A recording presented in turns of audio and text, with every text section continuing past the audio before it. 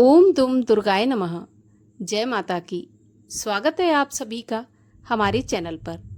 आज के इस वीडियो में हम आपको सुनाएंगे तीसरी महाविद्या षोडशी की कथा और दुर्गा सप्तशती के तीसरे अध्याय की कथा।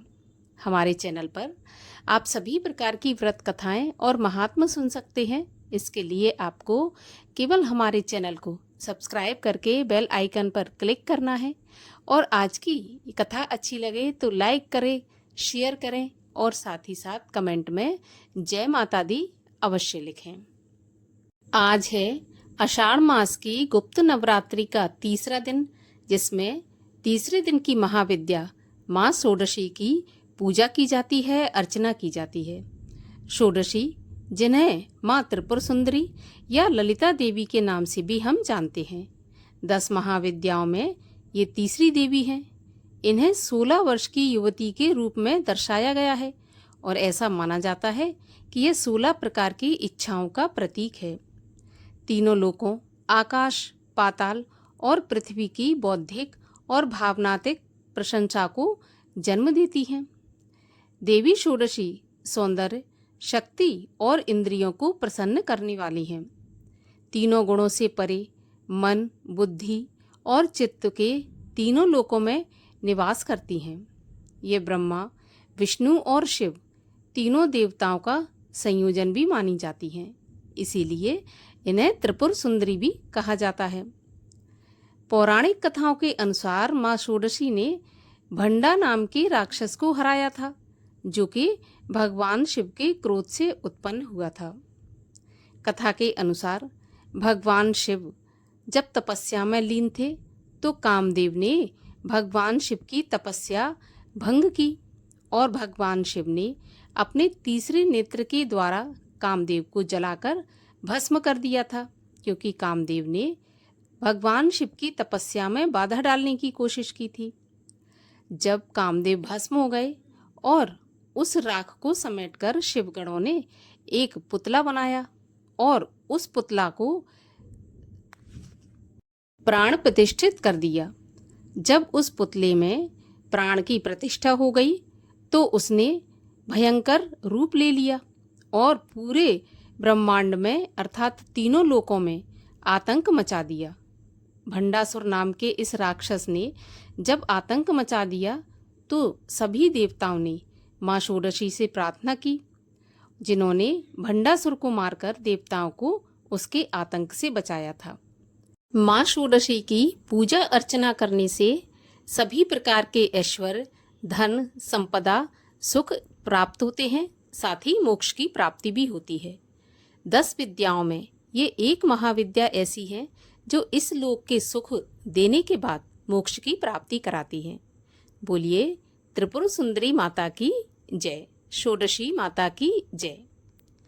और आइए अब सुनते हैं श्री दुर्गा सप्तशती पाठ के तीसरे अध्याय की कथा।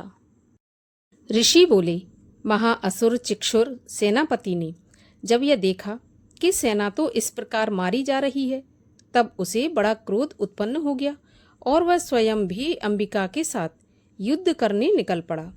युद्ध में जाकर उसने देवी जी पर बाणों की इस प्रकार वर्षा की जैसे मेघ सुमेरु पर्वत की चोटी पर जाकर जलधारा बरसा रहा हो। तब देवी ने उसके बाण समूहों को खेत में ही काट दिया। फिर बाणों द्वारा उसके सारथी घोड़ों को मार डाला। फिर झटपट उसका धनुष और ऊंची लहराती ध्वजा काटकर गिरा दिया। जब उसका धनुष कट चुका तब अपने बाणों से उसके अंग बींध डाले, जिसका सारथी एवं घोड़े मर चुके थे और धनुष कट चुका था। तब वह बिना रथ के पैदल तलवार ढाल लेकर देवी के रथ की ओर दौड़ा। तेज तलवार से सिंग पर जाते ही प्रहार कर दिया। फिर देवी जी की वाम भुजा पर जोर से प्रहार किया। हे राजन, ज्यों ही उसकी तलवार देवी की भुजा पर पड़ी त्यों ही वह टूट गई। फिर असुर ने क्रोध से आंखें लाल लाल करके शूल पकड़ लिया। भद्रकाली जी पर उस दैत्य ने शूल डाल दिया। वह शूल इस प्रकार चमकता जैसे कि आकाश में सूर्य मंडल गिर रहा हो। देवी जी ने अपनी ओर आते हुए शूल को देखकर उस पर अपना शूल चला दिया, जिससे वह शूल सैकड़ों टुकड़े हो गया। साथ में उस चिक्षुर महादैत्य के प्राण निकल गए। जब महिषासुर का बलवान सेनापति मारा गया, तब देवशत्रु चामर हाथी पर बैठकर आ गया और आते ही उसने अंबिका देवी पर शक्ति का प्रहार किया। श्री देवी जी ने हुंकार द्वारा ही तेजहीन कर उसे जमीन पर गिरा दिया। अपनी शक्ति को गिरा हुआ देखकर चामर को बड़ा क्रोध आ गया। उसने पुनः शूल का प्रहार कर दिया। शूल को भी देवी जी ने बाणों द्वारा उछाल डाला। तब सिंह उछलकर हाथी के मस्तक पर चढ़ बैठा। फिर दैत्य के साथ भुजा युद्ध करने लगा। वे दोनों परस्पर लड़ते लड़ते उस हाथी पर से पृथ्वी पर नीचे आ गिरे और भयंकर प्रहारों से परस्पर युद्ध करने लगे। तब बड़े वेग से सिंह ऊपर को उछला और ऊपर आकाश से नीचे की ओर गिरते गिरते पंजों के प्रहार से दैत्य चामर का सिर धड़ से अलग कर डाला। देवी जी ने शिला एवं वृक्ष आदि से युद्ध में उदग्र को मार डाला। फिर कराल को भी दांतों, मुक्का एवं थप्पड़ों के द्वारा मार गिराया। क्रोध में परिपूर्ण देवी ने गदा की चोटों से उद्धत को चूर चूर कर दिया। भिंदीपाल शस्त्र द्वारा, वाशकल तथा बाणों द्वारा अंधक एवं ताम्र को मारकर यमधाम भेज दिया। त्रिनेत्र धारिणी देवी परमेश्वरी ने उग्रास्य, उग्रवीर, महाहनु नाम के दैत्यों को त्रिशूल द्वारा मार गिराया। तलवार से बिडाल का सिर धड़ से अलग कर दिया। दुर्धर और दुर्मुख इन दोनों को बाणों द्वारा यमपुरी पहुंचा दिया। इस प्रकार अपनी सेना का नाश होता देखकर भैंसे का रूप बनाकर महिषासुर उन गणों को डराने लगा। कुछ एक गणों पर अपने थुथुनों से प्रहार किया, दूसरों को सींगों से फाड़ा, कुछ एक को वेग द्वारा, दूसरों को सिंगनाद द्वारा और घूमने से अन्यों को श्वास वायु द्वारा पृथ्वी पर मार गिरा दिया। इस प्रकार गण सेना को गिराकर वह महेश सिंह की ओर झपटा। जैसे ही वह सिंह की ओर झपटा, तब जगदम्बा को बड़ा क्रोध उत्पन्न हो गया। इधर महापराक्रमी महिषासुर भी क्रोध से पृथ्वी तल को अपने खुरों से खोदने लगा। फिर सींगों से बड़े बड़े ऊंचे ऊंचे पहाड़ उखाड़कर फेंकने लगा। साथ में गरजने लगा।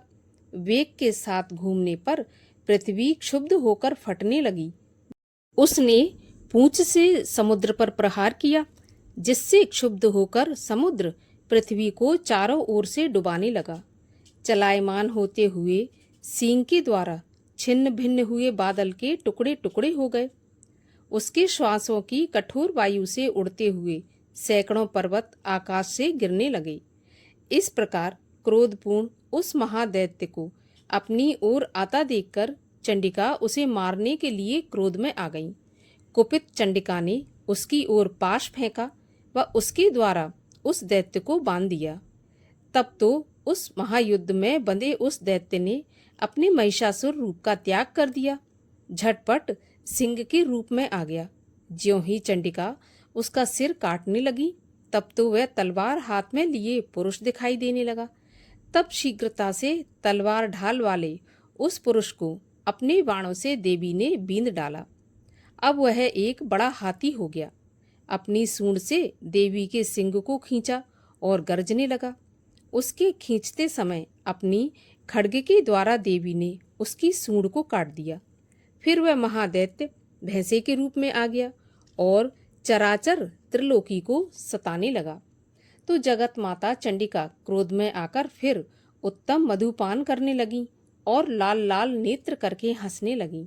वह दैत्य भी बल पराक्रम के मद में उन्मत्त होकर गरजने लगा और अपने सींगों से पहाड़ उठा उठाकर देवी की ओर फेंकने लगा।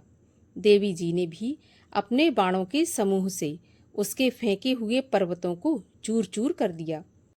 तब सुरापान के मद के कारण लाल लाल नेत्र वाली चंडिका जी ने कुछ अस्त व्यस्त शब्दों में कहा। देवी बोली, हे मूढ़, जब तक मैं मधुपान कर लूं तब तक तू क्षण भर के लिए गरज ले। मेरे द्वारा संग्राम भूमि में तेरा वध हो जाने पर तो शीघ्र ही देवता भी गरजने लगेंगे। ऋषि बोले। इस प्रकार कहकर देवी जी उछलकर उस महादैत्य पर चढ़ गईं। पांव से दबाकर दैत्य के कंठ पर त्रिशूल से वार किया। देवी के पांव से दबे हुए उस दैत्य ने अपने मुख से बाहर निकलने का प्रयत्न दूसरे रूप में किया। अभी आधा निकल ही पाया था कि देवी जी ने अपने पराक्रम द्वारा उसे वहीं रोक लिया। आधा निकलकर भी उस दैत्य ने युद्ध करना नहीं छोड़ा। तब देवी जी ने अपनी तेज तलवार से उसका सिर काटकर नीचे गिरा दिया। दैत्य सेना हाहाकार करने लगी। तब उस सारी सेना का देवी जी ने नाश कर दिया। तभी देवता अत्यंत प्रसन्न हुए। दिव्य महर्षियों के साथ सभी देवताओं ने स्तुतियां की। गंधर्वराज गायन करने लगे और अप्सराएं नाचने लगीं। इस प्रकार श्री दुर्गा सप्तशती पाठ के तीसरे अध्याय की कथा का यहीं पर समापन होता है। अगले अध्यायों की कथा सुनने के लिए चैनल को सब्सक्राइब करके बेल आइकन पर क्लिक अवश्य कर लीजिए। आज की कथा अच्छी लगी हो तो एक लाइक अवश्य करिए, क्योंकि आपके लाइक से ही हमें पता चलता है कि आपको हमारा वीडियो अच्छा लगा।